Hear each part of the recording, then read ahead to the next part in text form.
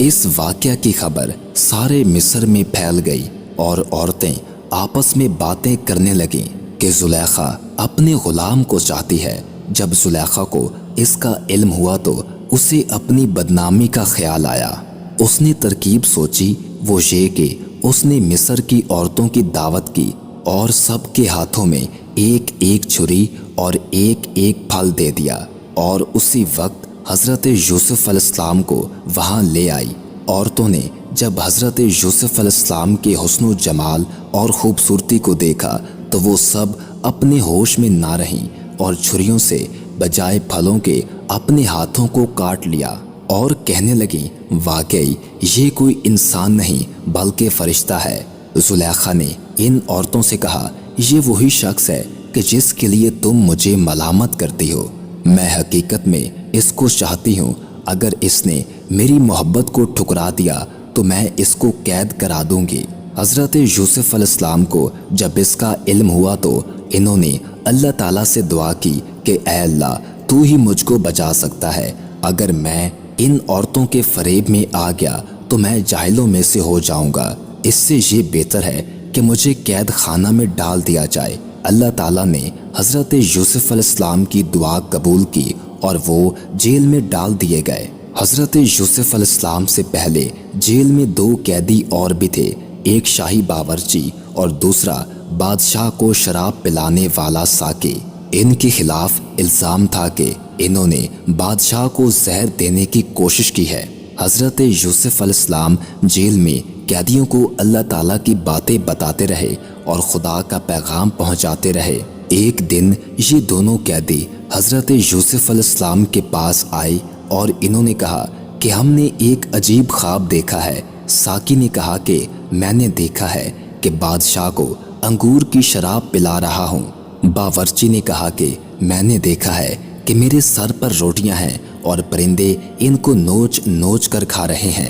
یہ خواب بیان کرنے کے بعد انہوں نے حضرت یوسف علیہ السلام سے اس کی تعبیر پوچھی۔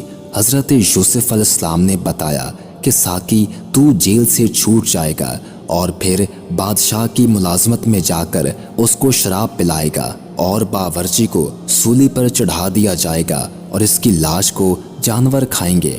ایسا ہی ہوا۔ اللہ تعالیٰ نے ساقی کو رہا کرا دیا اور باورچی کو سولی ہو گئی۔ حضرت یوسف علیہ السلام ان کے بعد بھی سالوں جیل میں رہے، لیکن کسی کو ان کی رہائی کا خیال نہ آیا۔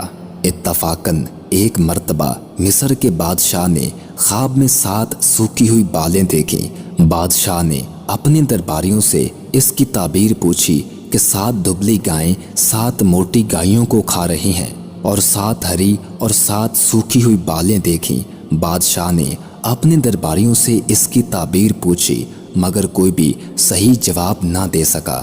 اس موقع پر ساقی کو یاد آیا کہ اس نے اپنا خواب حضرت یوسف علیہ السلام سے پوچھا تھا اور آپ کا جواب بالکل صحیح ہوا تھا۔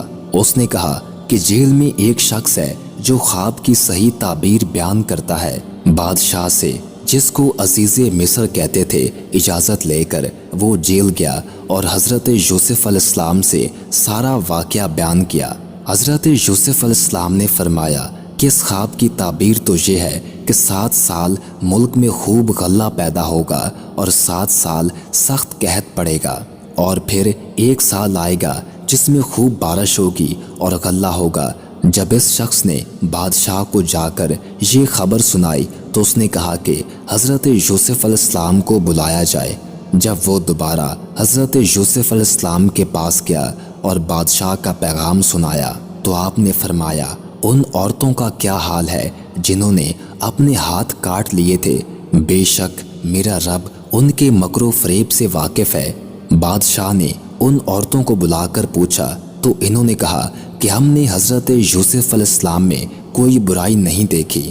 یہ دیکھ کر زلیخا بھی بولی کہ اب جب کہ حق ظاہر ہو گیا ہے، سچ بات یہ ہے کہ میں نے ہی حضرت یوسف علیہ السلام کو ورغلایا تھا اور وہ بالکل سچے ہیں۔